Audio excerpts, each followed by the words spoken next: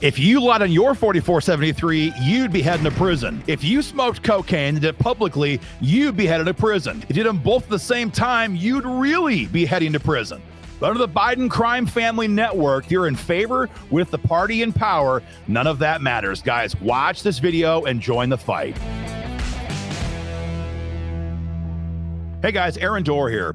For hundreds of years, what has made America the greatest country on earth, besides our Christian faith and besides our right to keep and bear arms, has been our judicial system. In America, since the day of our founding, you could not be prosecuted unless there was probable cause that you actually committed a crime. In America, you could never go to prison unless you were convicted in a court of law by a jury of your peers where your due process rights were protected. And in America, the justice system always cared about what you actually did, not who you actually knew.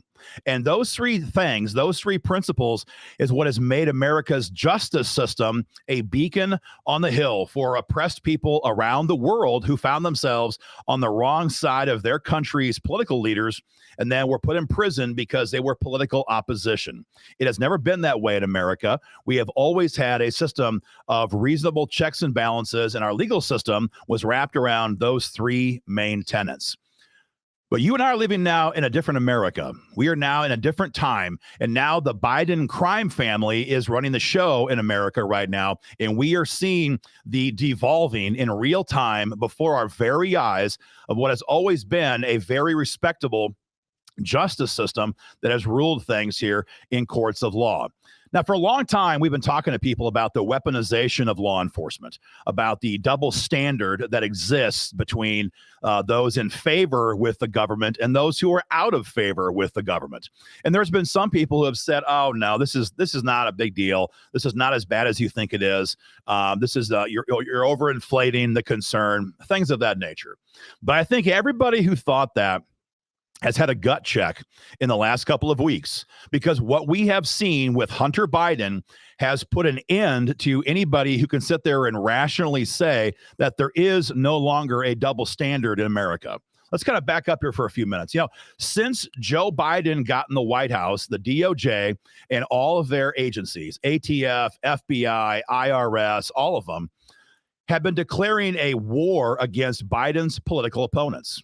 We have seen for years now, peaceful pro-life leaders' homes invaded by FBI SWAT teams at 5 o'clock in the morning with guns in the faces of minor children screaming for their father. We have seen gun shops raided for a surprise random audit. Guys who've been selling guns for decades, having their gun shops raided just because they want to do a random audit of their firearms. We have seen gun owners have ATF agents literally knock on their door and say, "We're here to inventory your firearms and make sure you still have the guns you bought, two years ago, 10 years ago, 20 years ago." All of this is designed to intimidate political opposition. Because who is it who doesn't like the Biden administration? Pro-lifers, gun owners, conservatives in general. And so what we're seeing now is an absolute weaponization of our law enforcement agencies against Biden's political opposition. And again, there might still be some holdouts out there who would say, "Oh, they must have done something. It must not have been as bad as all that." But then in the last couple of weeks, we have seen what happens when an actual criminal actually admits what they did, and we have seen the Biden double standard come into play. Again, Hunter Biden is a case study in this. Here is a guy who for years, the left has said, "Oh, he did nothing wrong. This is part of a GOP witch hunt. This guy is not guilty of anything." And about 2 weeks ago, he admits in legal documents that he is a cokehead. He admits he's committed multiple acts of tax evasion, and he admitted that he committed an absolute felony crime by lying on his 4473 form when he bought a handgun several years ago. The guy didn't even try to hide it. He writes in his book how he was addicted to cocaine for all of these years, and during that same time, he bought a gun, and on that form, he said he is not addicted or an unlawful user of illegal narcotics. Now, if you had done that, or if I had done that, we both know what would have happened. We would have been sent to prison for years. Recently, the ATF did a press release. In fact, I'm going to read you from quotes. This is from the Oklahoma City field office. This was January of this year. And the agent in charge had a great big press conference entitled "Aggressively Pursuing Those Who Lie in Connection with Firearms Transactions." You're going to see it right now on the screen. And he says, this is U.S. Attorney Robert Troster. Maybe he got his name wrong, whatever. He says, keeping guns out of the hands of those who shouldn't have them is of paramount concern. Here's the best part. We will use the tools available to us to pursue those who use a straw purchaser or lie when they buy a gun. It's a no tolerance. It's a zero tolerance policy. Anybody who lies on their form will be prosecuted. Anybody who engages in a straw sale will be prosecuted. And this form comes with it right there in black and white, 4473. This carries a 10-year federal prison sentence. So if you lied on your 4473 and you said, never use cocaine, I'm not addicted to it, I'm not a user of it, at the exact same time, you're openly posting photographs of you smoking cocaine, you would be in prison. You would be in prison, and not for a short time either. But again, in the Biden White House, or should I say under the Biden crime family, there's a double standard now, because if you are on the right and you're one of the opposition opponents to the Biden crime family, yeah, you'd be in prison. But if you're on the favored side of the Biden crime family, the rules do not apply. There is most certainly a double standard. So Hunter Biden pleads guilty, as I said, to being a cokehead, to lying on his 4473, and for multiple counts of tax evasion.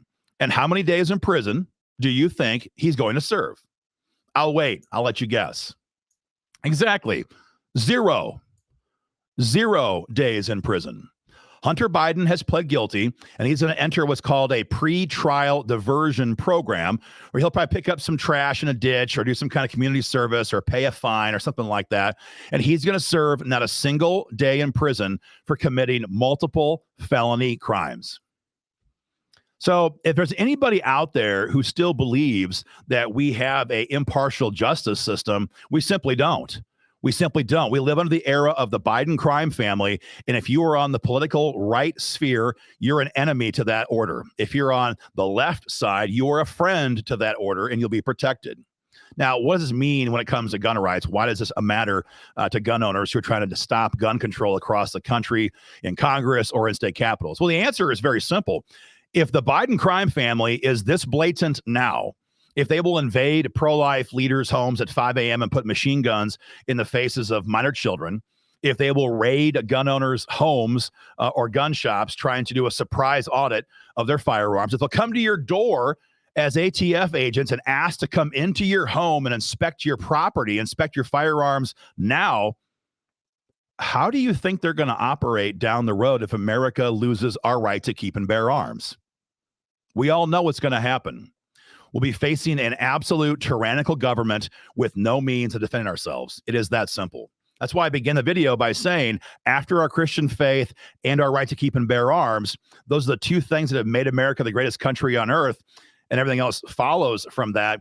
I mean that. If we lose that second tentacle, the right to keep and bear arms, we will, all of us, be facing tyranny at a scale that we could not possibly imagine in this country. However, it's not hard to imagine. All you have to do is read a history book and look around the world today or the previous centuries to see what happens when a tyrannical government has control of the people because the people have been disarmed. It's not pretty. We all know that. And over 100 million citizens last century alone were exterminated by their own governments. Now, again, there could be some people who are watching saying, oh, come on, you're being ridiculously sensational. This is crazy. This is not going to happen in America.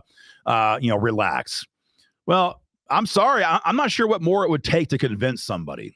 If I had told you 5 years ago, let alone 10 years ago, that we would have a sitting president, right, use the power of government to indict his chief political rival, in this case, President Trump, you would have laughed at me. You would have said, that's absurd. We're not some kangaroo court. We're not some banana republic. This is America. That could never happen here. And it is right now in real time. Now, you might say, you know what? I think Trump is guilty. You know what? That isn't the point. That isn't the point.